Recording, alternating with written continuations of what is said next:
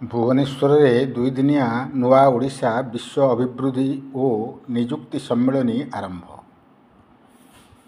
राज्य सरकार नुआ ओडिशा कार्यक्रम अधीन भुवनेश्वर ठारे आरंभ होईछि दुईदिनिया विश्व अभिवृद्धि और निजुक्ति सम्मेलन।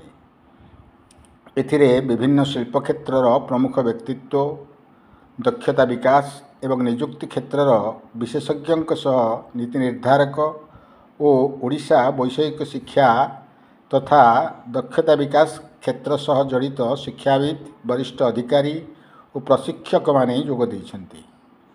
एही सम्मेलन 2 दिन धरी चलिबो। एथिरे ओडिशा रे अभिवृद्धि को आगकू नेबा पई युवपीढ़ी दक्षता वृद्धि और निजुक्ति संभावना उपरे विभिन्न अधिवेशन रे आलोचना करा जाउछि।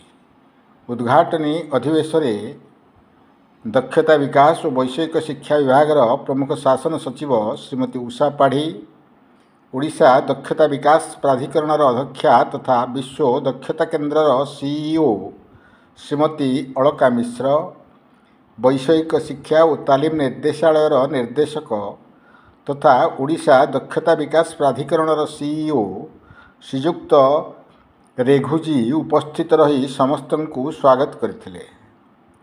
प्रथम अधिवेशन अवसर में strategy and action plan for digital skilling विषय रे एक पुस्तक उन्मोचन करा जायथिला।